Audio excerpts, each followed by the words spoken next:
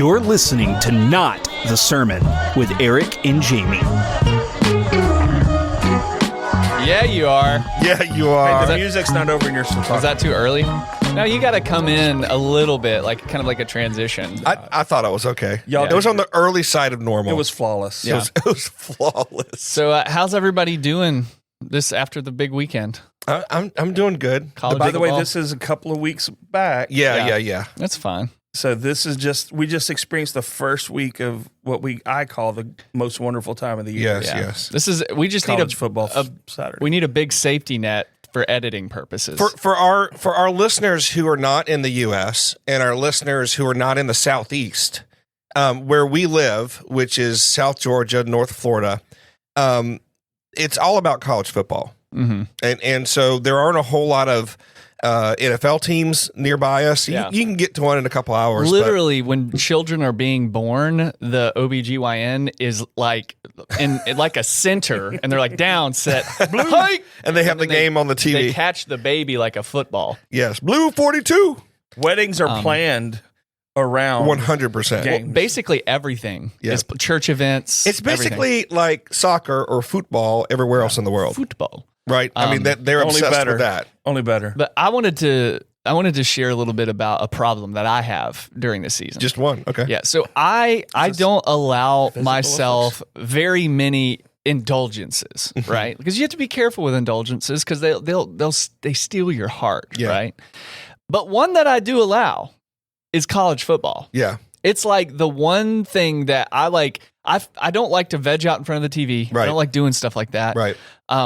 But during football season, when my team is playing, Yeah. I'll do that. I'm like, shut down the house. I'm not touching I'm eating something terrible for your body. Yeah. And I'm going to watch my team. And I'm going to base my whole week off of whether or not they win or lose.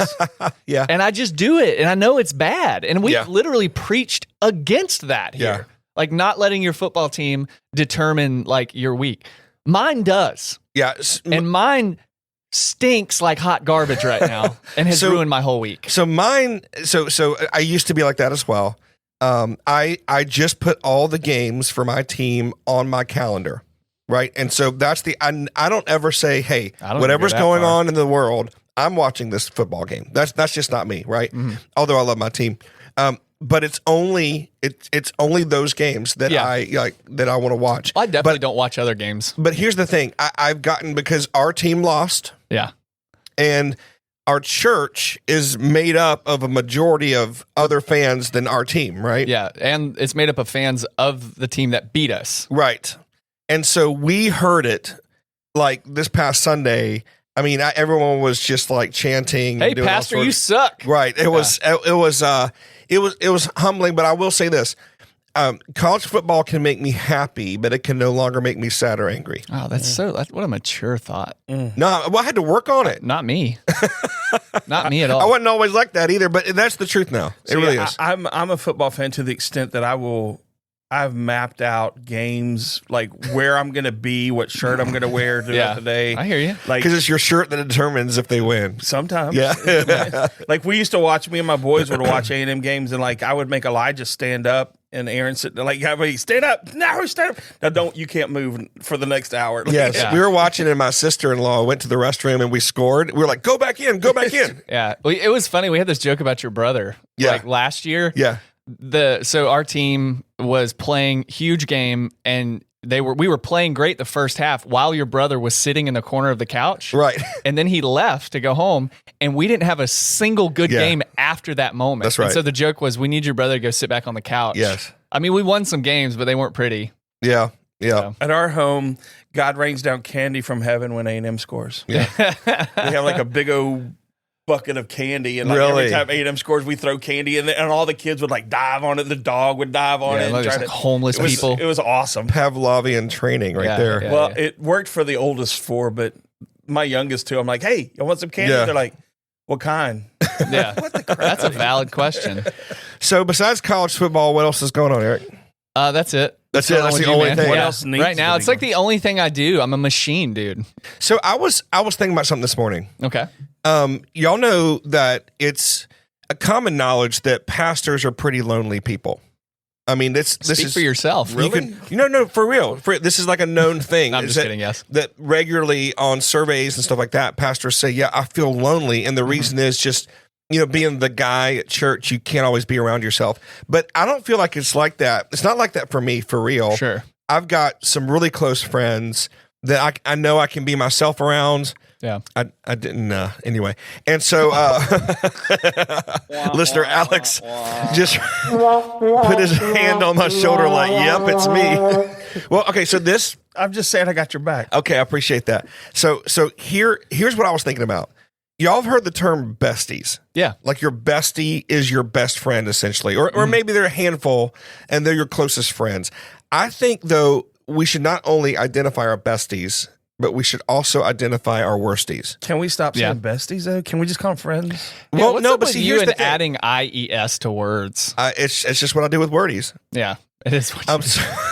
But here's what I mean. Now, a worstie is not an enemy. Okay, that's something completely different. A worstie is your friend. Yeah, but they barely make the cut. Ooh, like they're just above into the friendship. That's worse. I feel like someone would wear being like an enemy as a badge of honor, but if you call someone a worstie, that's worse than an enemy. So to carry on the football analogy, are they Mr. Irrelevant? Like they're the last pick of the 6th round? They're the last pick that makes it into the friend group. They're not just an acquaintance. It worked out for that quarterback. Yeah. I don't see. Okay, let me answer that. I don't have time for worsties. Right. Well, it's because you're my worstie.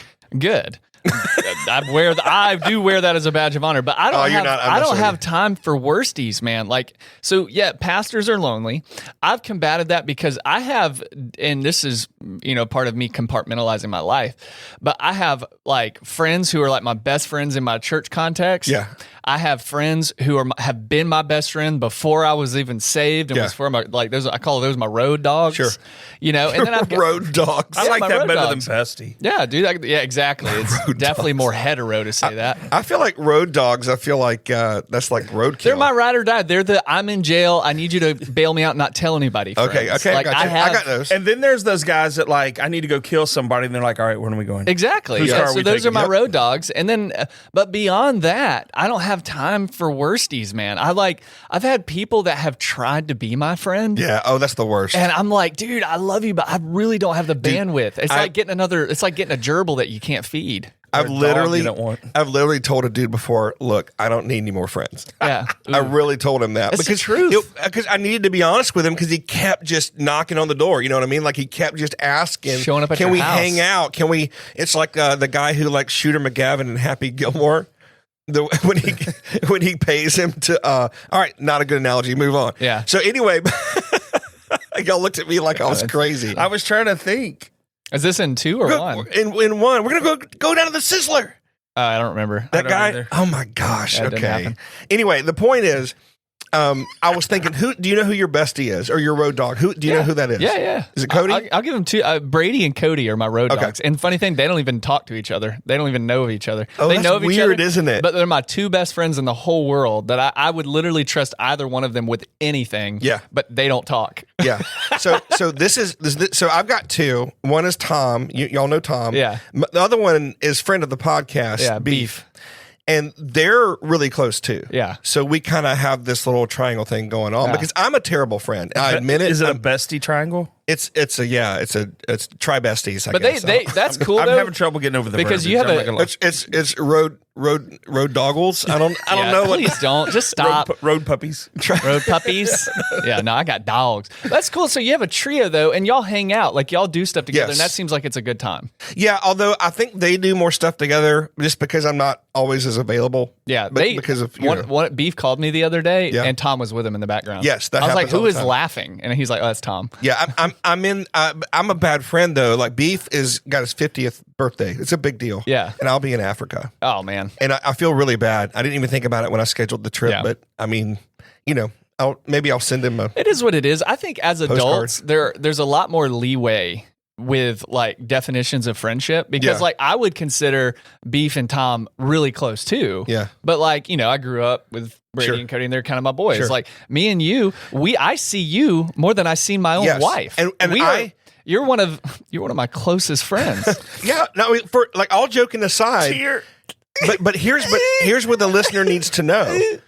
we're in a weird dynamic because I love hanging out with you. Yeah. No one can make me laugh more than you. Yeah. But I'm your boss. We are growths on each other pretty much. Look, I'm your boss. Yeah. And that's weird. It's weird. And there are times that I have to say, hey, no, we're doing this. Yeah. And you can push back. And I'm like, no, do it anyway. Yeah. I would say like you are my closest friend in a different way than they're my closest friend. You know what I'm saying? Yeah, sure. Like, so yeah. Like time spent. Yeah, like time spent, like the relationship that we have is definitely different. And I would say in some ways more intimate, like, no. This is getting weird. Not dude. in a weird way. This is getting weird. But also like there are things that I talk about and things that that we do that I only do with them, Dude, right? and Like that's- drugs and stuff. Just kidding. Jeez. And that's why pastors are lonely, by the way, when you looked at me earlier when I said that, Alex, because they don't always have someone that they can just tell everything to. I know that's you. Yeah. I can tell you anything. You're not going to weaponize it against me, right? Yeah. And I know that about Beef and Tom as well. Sure. I can be myself. I can struggle. I don't have to have it all together, Yeah. and they're cool with it. Well, a lot of times you have friends that, like, I have friends that I can talk music with. Yeah. I have friends I can talk sports with. Yeah. You have friends that you can talk pastoral things with. Yeah. Like, That's so not a there's word, different. but yeah. That's definitely not a word. Pastoral. Pastoral.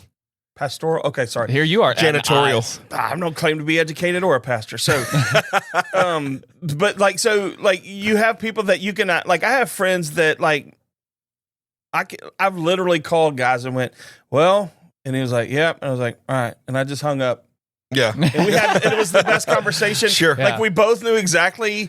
I hadn't talked to him in 6 weeks, and like that was literally our conversation. Yeah. But we You get click. each other. We click.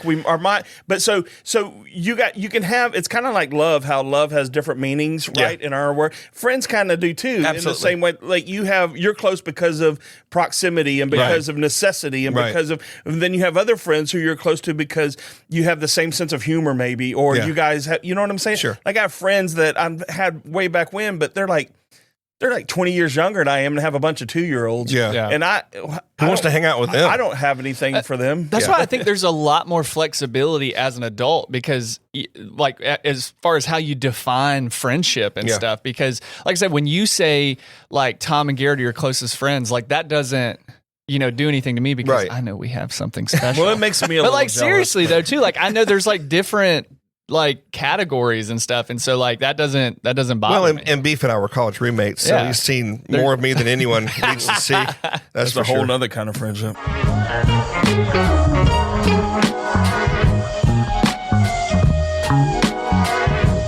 I have a problem. I know. I lost my sunglasses 2 weeks ago, Oh, yeah?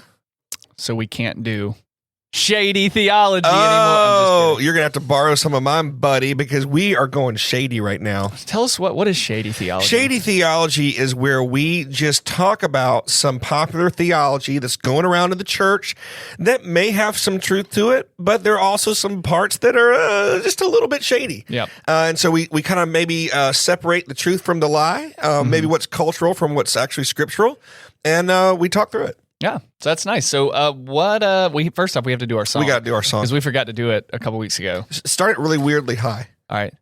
Me. That's too high. I can't go You higher said than weirdly that. high. I know. You did say weird. I know. You're right. That was my fault. Shady. I can only do octaves. I can't do anything else. All I can do lower harmony. right, do it. No, well, I'll right. do it. Shady. I'm doing low. Hold on. No, I'm saying you keep it up at the weird.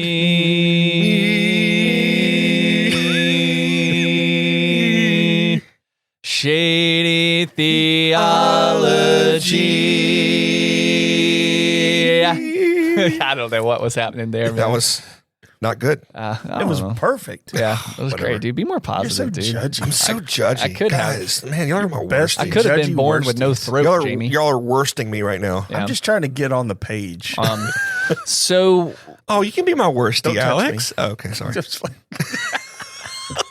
anyways, let's talk about Shady Theology. So this is something that this has been going around for centuries, really, but more so with the rise of the young, restless, and reformed of the mid 2000s, yeah. and now this new rendition of reformed theologians who are a little bit sharper than they used to be.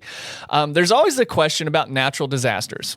Why? Because there are some people within our most Reformed people or Calvinists hold a very high view of God's sovereignty. Yes. His control. Yes. Some would call it determinism. Yes. Meaning that God determines every single thing that happens, as Spurgeon would say, the dust that floats in the air and the beam of light coming through the windows, all controlled by God. He doesn't is just that Calvinism? Yes. Okay. He doesn't just allow it; he causes it. He causes. So, and then that begs a question. Well, what about the really awful things that happen that really no one on earth can control? Right. Like the weather. Right. Like Natural disasters. Like a tornado, a hurricane, a landslide, earthquakes, which is, stuff that happens pretty regularly on planet Earth.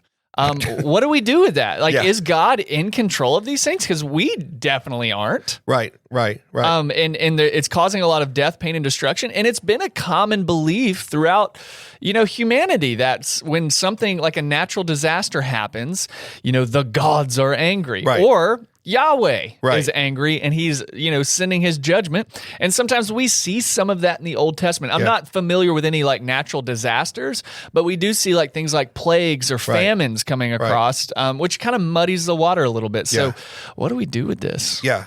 So it's a great question. People do tend to want to assign meaning to a natural disaster. It's hard to conceive that it's only tectonic plates moving behind the Earth's crust, and that's creating an earthquake in the ocean, which created a tsunami, which killed my friend. And that's just almost unthinkable to think it was just some sort of cosmic accident. So we want to, as a matter of fact, our brains are hardwired to find meaning behind everything, including tragedy.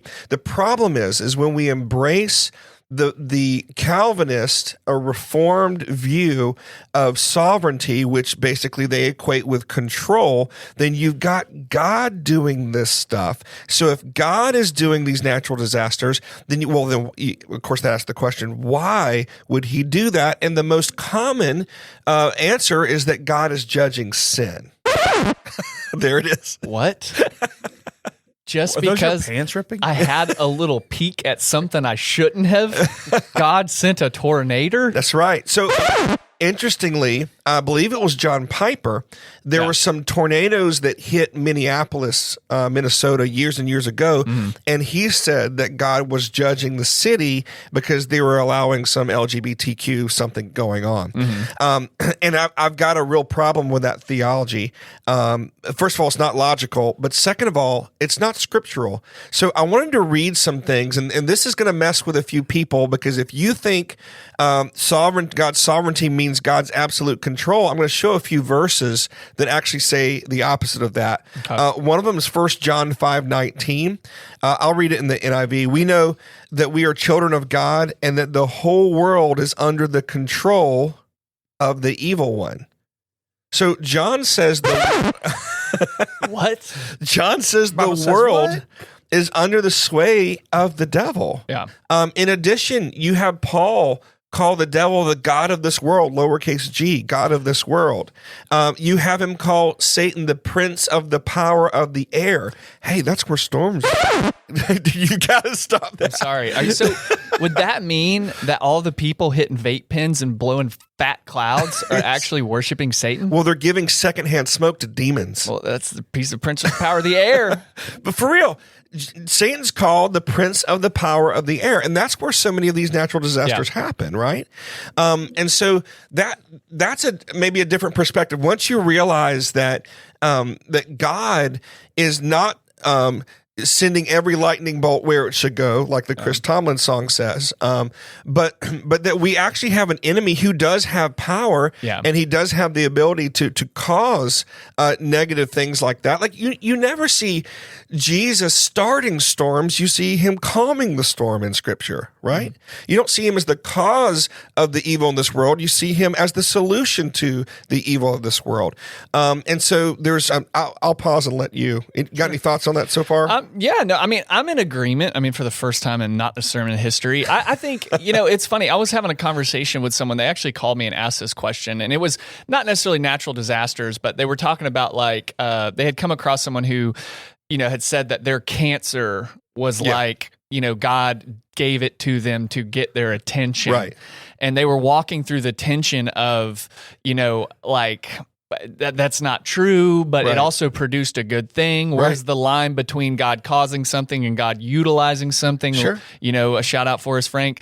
Lemonade, making some lemonade with lemons. But I'm in agreement with you. I think, there are powers, that are evil. I think the enemy is control of a lot, but I tend to, and this has happened to me over time. I don't like sovereignty in the way that Calvinists define it, Right. But I do like providence, man. Absolutely. And providence, not, and I'm probably misdefining it, but it's looking back and seeing the hand of God, even in a terrible situation. Were you Not or mystifying?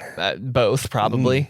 And that's not to mean that God's hand caused these things, but Right. but that's also not to say that his hand was never in it in some way, not in a causal way. Yes. But like as the whirlwind is coming, it's sifting through his hands and he's utilizing it for good. Right. It doesn't mean God doesn't have the ability to do things. Yeah. But there is a difference, and it's a nuanced idea. But it's the idea between God allowing something and God causing something. And once He's allowed that thing to happen, He will cause it to have good in our lives. I mean, it's Yeah. Romans 8:28. Let me read it. Everyone's heard this before. I'll read the New Living Translation. We know, actually, we don't always know, God causes everything to work together for the good. He doesn't say God causes everything. He says He causes everything to work together for the good of who? Of those who love God and are called according to His purpose for them. So we have to understand that, like, God is sovereign. He's not the only player, though, in this world, this reality with control. We have a measure of control. The devil has a measure of control according to Scripture. And so, but if we will allow Him, He will make these things. He will make these things good. But Yeah. I do want, so let me read a passage. And every time I share this, there are always people who are like, I've never seen that before. Scripture actually explains natural disasters. And it's not God, causing them specifically. It's actually creation groaning. Are you about to hit the button again? No, I'm just doing that to make you nervous. Don't hit the button, Eric. So this is That was disgusting. I'm sorry. This is Romans chapter 8. It says this, verse 20, and I'm in, just in case you're following along, the NLT. Romans 8:20, against its will, all creation, that includes the earth, because he's talking about the sons of God, that's people, that's separate than creation. All creation was subjected to God's curse. That's the curse of sin, Genesis 3. But with eager hope, the creation looks forward to the day when it will join God's children in glorious freedom from death and decay. See, our world, due to sin, our world is underneath death and decay, just like humanity is as well. And it says this, verse 22, for we know that all creation has been groaning as in the pains of childbirth right up to the present time. So when you see hurricanes and when you see mudslides and when you see natural disasters like earthquakes and tsunamis, think of it like a pregnant woman screaming while she's delivering a baby. In the same way, the earth is yelling, it's groaning, and it's saying, hey, I need to be delivered. I'm under the curse of sin as well, because we know heaven is not the ultimate destination for believers. The new heaven and new earth are. And so this earth will be restored. It will be remade. It will be made one with God again. And that's what the earth is crying out for. That's like my big argument on like taking care of the planet. Because like imagine like you as a Christian like struggling with sin and all those different things, and someone's just throwing trash on you. Well, all that's like dude, creation is suffering as well. Creation is not where it is ultimately going to be. That's right. And that's a great big picture that people we so individualize the gospel. Like, Right. the gospel is all about saving me, Right. baby. Actually, no, you're a part of the redemptive plan, but God's trying to make all things, including heaven, earth, creation. Yeah. He's trying to make all of that new. That's like Right. I use the example of like imagine a tornado hitting your house and strowing all of your stuff across the neighborhood. Oh, and then the insurance man just here's a couple pots and pans and a pillow. You're made whole, and you're Yeah. like, no, I'm not made whole. Yeah. Like, well, I gave you some stuff back. Like, no, I want all of my stuff back. Yeah. So all of creation, including the planet and the creatures and us, have been marred by sin. And God's not going to stop until it's all been made new and all been made right. Yeah, that's really good. That's really good.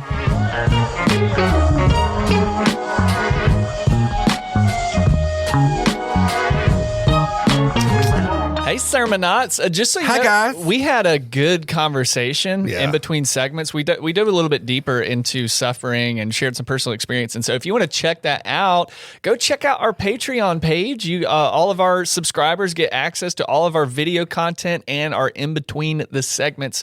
Even if you subscribe for free. Seggies. Gross.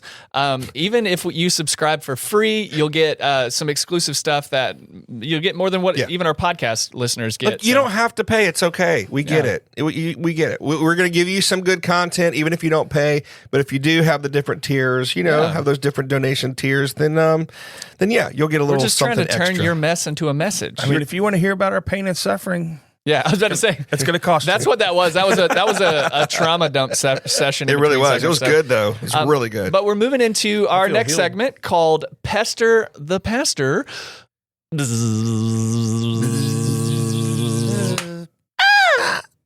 was off. I know. I do I was like late. the harmony on the buzzing though. I was trying to sneak that in. It was good. I'm just gonna bring something. I'm like a cat that has killed a rat and I'm dropping it at your my feet for doorstep. appreciation. All right. And we actually called an audible. We were gonna talk about something different. Right. But I found a video on Instagram that I knew would just trigger you. So Sermonauts, Eric wants you guys to experience real time. I have not heard this video. You have not heard it at all. But he thinks it's going to make me angry, but you wouldn't like me when I'm angry. I'm going to play the video first. It's short. And then I'm going to read his caption. And then Okay. we're going to talk. Okay? So here we go.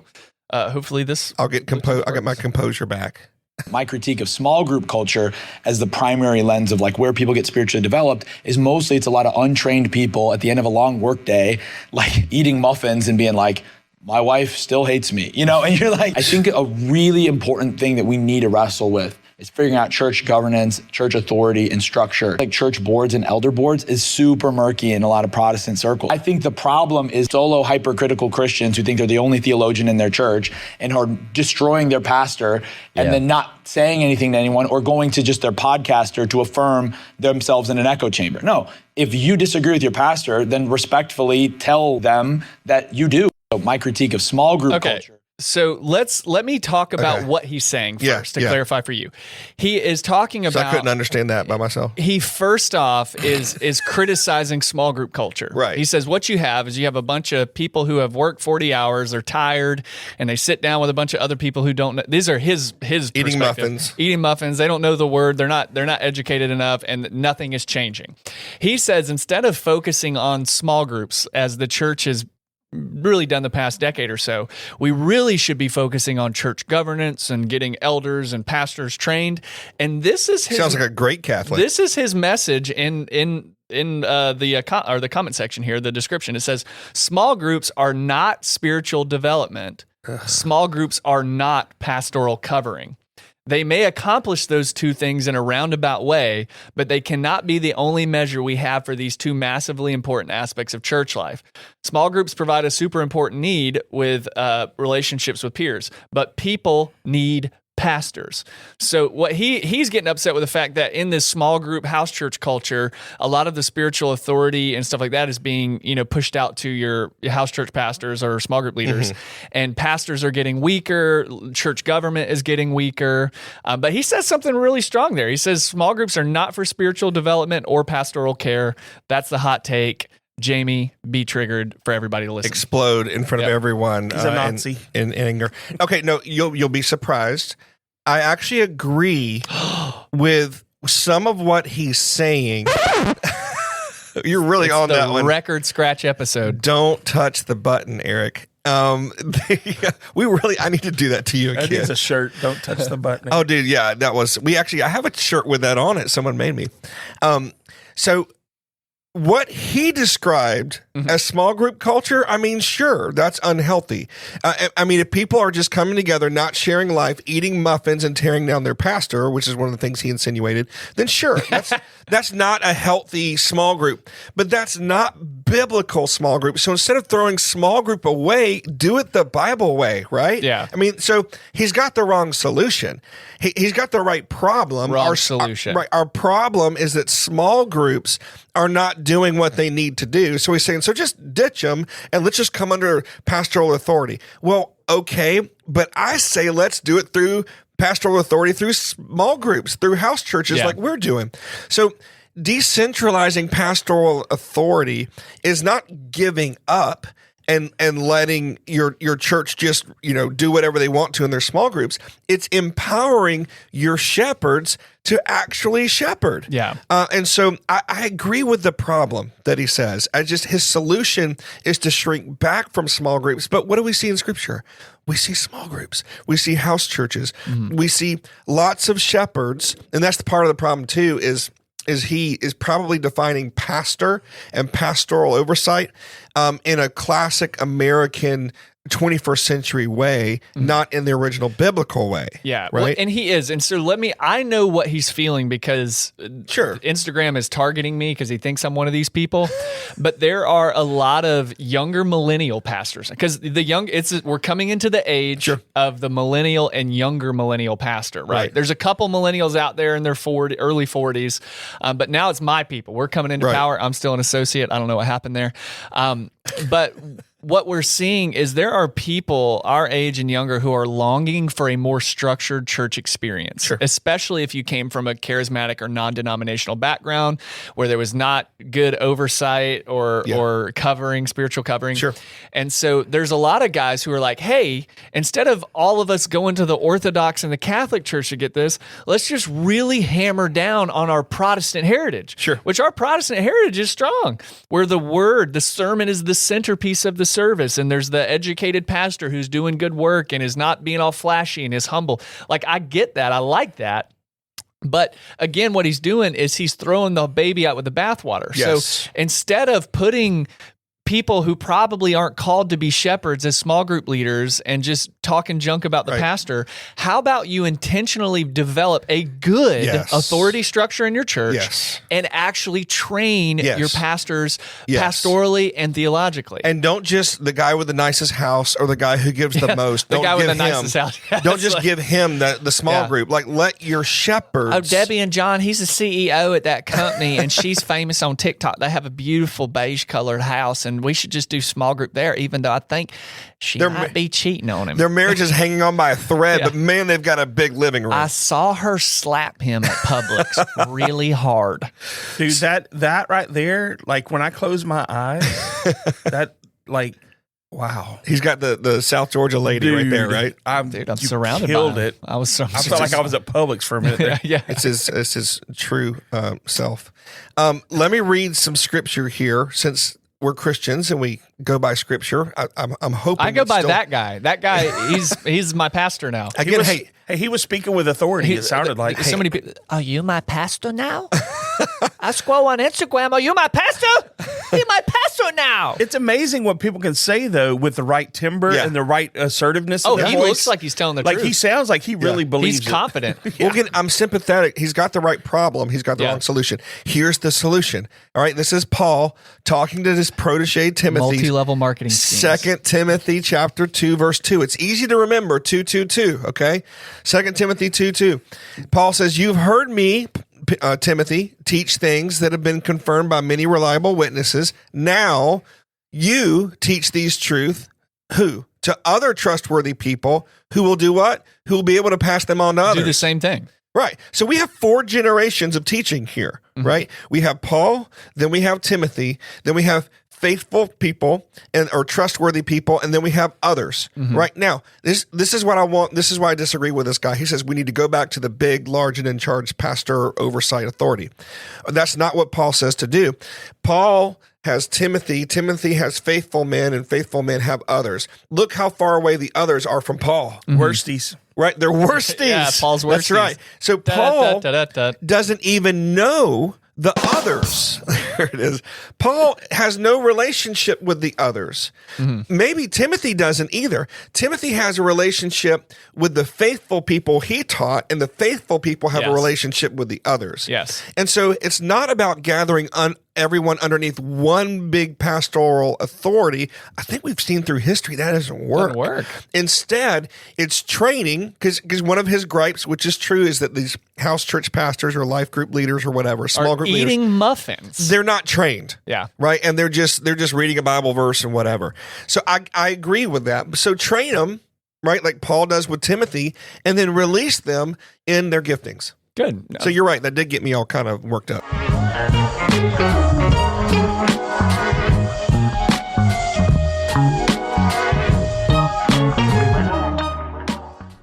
I'm sure it is. Famous last words. What is that?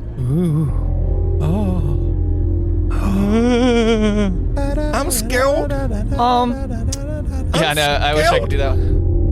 You know why? Why? It sounds so creepy. Why? Because we're doing a new segment. And this is actually from a listener request because they called me. I wish that were creepier. It's not. Okay. Anyways, they call me, and this is a really good friend of mine, and they're always hitting me with like Christian conspiracies. And so, and they actually recommended, they're like, dude, you should talk about Christian conspiracies. And I've got one for you. And so this is a new original segment here at Not the Sermon. New called seggy? Christian Conspiracies. Christian. We should have just done that from the beginning. Yeah. No, the other thing you did was wonderful. And in this segment, what we're going to do is occasionally we're going to break down some Christian conspiracies that are usually just floating around on social media, because this is where I think my friend got this. And I had never heard this conspiracy before until it was brought to my attention, but it exists, as most conspiracies do. And it is the conspiracy that John the Baptist was actually the Messiah. Okay. And we all missed it. And so therefore we're actually all heathens. So the 3 people that believe this, they're going to heaven. Yes. So there's more than 3. There might be 7. But so he brought this up, and the first place I go when I hear a Christian conspiracy is TikTok, because that's where TikTok is the dark room where all the conspiracy mushrooms grow. They start there, and then there are people that are just into it, and then they just find their way and they go foraging, and it just they get curious. Now my friend is obviously he's just curious and he thinks this is fun, but like first off, we have to adopt the reality that there is still very, very bad false teaching in the world. And I'm not just talking about like the stuff we talk about on Shady Theology. Yeah. There is stuff that makes Shady Theology look orthodox. Right. Well, Shady Theology, the reason it's shady is because it's partially true. It's got some truth. This junk, there's nothing about it that's true. And there are these little skinwalker people that just live in this place, and they just like live on social media to try to derail people. Obviously, my friend we were just having fun with this, but he did ask me this. He was like, had you heard this conspiracy that John the Baptist was actually the Messiah? And so I did a little research so that you guys don't have to. Okay, good. And yes, there is a group of people that believe that John the Baptist was actually the Messiah. They're called morons. They're called, actually close, they're called Mandaeans. Okay. The St. Matthews. Yeah. Well, they are called Christians of St. John. So they... Did you say Mandaeans? Mandaeans. Like Howie Mandel? Yes, pretty much. That was almost funny, Jamie. That was almost funny had it been a little bit closer. Well, I won't say Mandalorians. So. Yeah, dude, I kept auto-correcting to Mandalorian when I was trying to type this out. But so say it again, the Mandaeans? The Mandaeans, and I may be mispronouncing this. So it's only men, no women, no women Daeans? I don't know. I didn't find any women. That was better. That was better. You like that better? A little bit redemption. What about the Manidans? Only the day? Okay, no, you lost on that. I'm done. Too far. So, anyways, the Mandaeans have actually existed for around 2,000 years. So this isn't a new conspiracy. This is an old one that originates from the Iraq, Iran, like Mesopotamian Peninsula, that area. That they were originally condemned early on in the 1st century, along with the other Gnostics. Okay. Gnostics were a group of people who, in Gnosticism, was a teaching that taught a couple different things, mainly that the body was evil and that the goal of Jesus the Messiah was to get us out of these bodies, and the way that you did that was through finding secret knowledge. And that means that Jesus himself didn't have a body. So there's He was more of an apparition. It checks a lot of boxes for heresy. And the other thing is like checks a lot of boxes for heresy. The other thing is like Gnosticism wasn't cohesive at all. There were hundreds, if not thousands, of little sects that they just kind of all put in the same box as Gnosticism. And the Mandaeans were one of them because they believed that Jesus was a deceiver. which is big red flag. And that John the Baptist was actually the Messiah. And so there's a diaspora of them now, not very many. They're spread all over the place, but usually people who get off on conspiracies follow this kind of stuff. They're going to find them somewhere in the interwebs. Do they have things on the dollar bill somewhere? Like I don't know. Yeah, maybe it kind of sounds like an Illuminati thing, but no, they don't. There are some practicing Mandaeans who, and their beliefs, they follow John the Baptist. They have their own book. Man, let me see if I can. I bet they have their own handshake too. How can John the Baptist be the head of a movement when he lost his head? Like he's just like he's the unhead of the movement. Like how could he be the Messiah? Like he literally died. He's the beheaded of the movement. Well, that doesn't matter because he was the real one and Jesus was the fake one, and they still follow him. And one of the he's not a very good one. They have their own book of teachings that they believe came from John the Baptist. I can't remember the name of it. And one of the ways that they practice their faith is through ritual baptism. So, of course. And continued. So it's something that they do all the time. So sort of like charismatics. Yeah. I was just saying the Baptists. The Baptists, yes. They baptize. It's like a shower or something. Yeah, pretty much. So daily. They consistently practice baptism in flowing water like John did. But that presents kind of a huge problem. Number one, and we can kind of riff on this, is John the Baptist never claimed to be the Messiah. Right. And I think one of the most important aspects of determining a truth, especially like this, is what did that person say about themselves? Yes. Right? And people will say, well, Jesus never claimed to be the Messiah. Read the stinking Bible. Yes, he did. He claimed to be the Messiah, the Son of God, all the things. And you can't say that like, well, that's just in the Gospels. Oh, you talking about the recorded history of Christ the Messiah, Son of God? You know? And so John the Baptist, at one point in Scripture, sends his disciples to Jesus and says, hey, are you the one that we've been waiting for? Right. Strike one against the Mandaeans. Sure. Strike two, he got beheaded. Strike three, he did not fulfill any of the messianic prophecies that we have of the Old Testament. He does fulfill one prophecy in particular. The forerunner coming in the spirit of Elijah. That's right. Right? And so John the Baptist knew who he was. Yeah. I'm the forerunner that is preparing the way of the Lord, which is testified in all of the synoptic gospels. And he said, I must decrease and Jesus must increase. Well, no, JB, he meant that he must decrease so that he may increase. He had his fingers crossed. Yeah, he had his fingers crossed. You know what he said? The exact opposite. That's what he John 3:30. It was sarcasm. You don't know sarcasm when you hear it. And then John 1:29, I've got this written down and didn't remember this. He looks at Jesus and says, behold, the Lamb of God who takes away the sin of the world, i.e. the Messiah. Yeah. And so all the people that are smoking on this gas station theology, that are getting their brains all twisted. Smoking on gas station theology. I like that. That's good.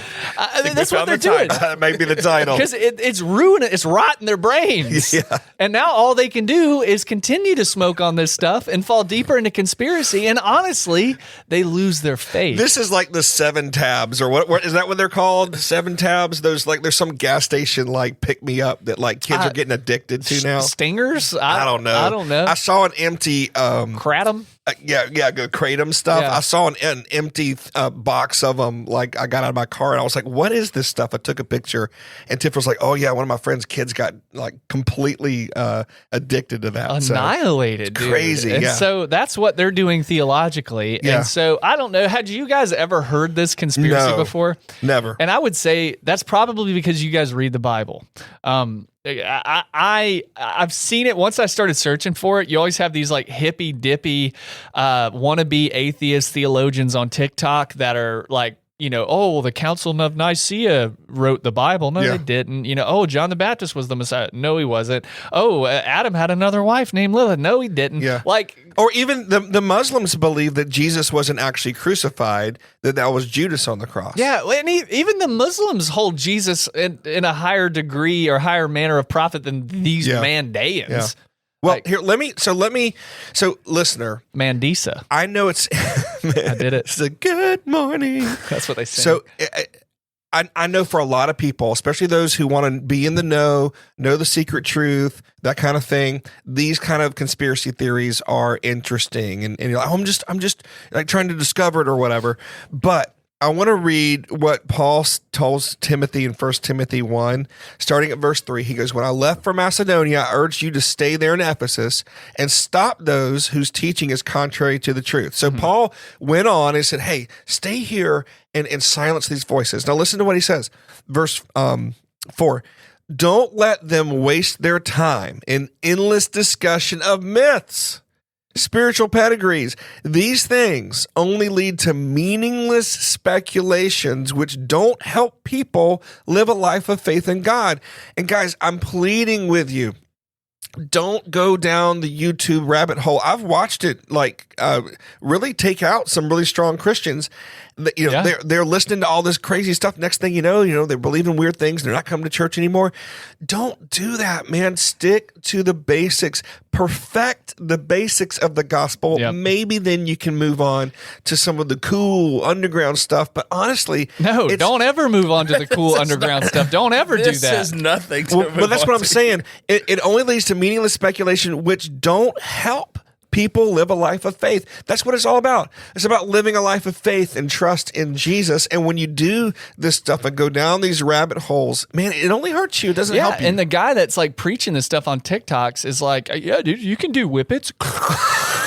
Dude, I have freedom in John the Baptist. Yeah, meet me in the gas station bathroom. I'll tell you more. Yeah, these people are they're losing their minds, and honestly, like, there's never a point in your life where you should find yourself in that. Look, if the video looks like it was filmed with a Samsung Galaxy S7, don't watch it. That's just rule number one. Rule number two: it's good theology. Know the Word of God, so that you know what isn't the Word of God. Yeah. You don't figure out what's heresy by studying heresy. That's right. You figure out what's heresy by knowing the Word. That's good. And so, like, guys, you don't have to be a theologian. You don't have to be a Bible scholar. You don't have to be able to preach a sermon to know the basics of the Christian faith. Hey, just say no. And gosh, talk to your pastor. And if he tells you it's garbage, it's probably garbage. Like, don't be like, oh, he doesn't know. He hasn't seen the numbers like I've seen the numbers. Like, you have... Here, watch this 3-hour YouTube video of this guy just, like, smoking cigs the whole time, but it only makes sense at 3 a.m. in the morning. If the guy looks like the video's being filmed in a camper trailer, that's your next sign. If it looks like the opening sequence of Saw, it's not good theology. So anyways, was John the Baptist the Messiah? No, you dunce.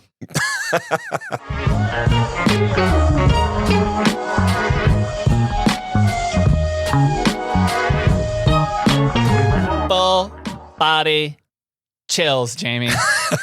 Full body chills. What an episode. Wow. This episode was an epi among eppies. I'm not going to give that to you. Anyways, we want to thank you guys for listening to this. All the Seggies were amazing. And thank you for listening to Not the Sermon.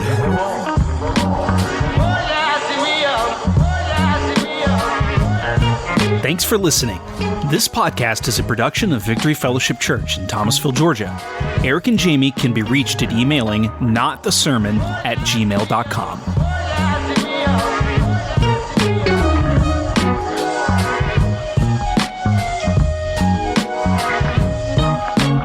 Father to the fatherless, defender of the little kids, gracious and compassionate.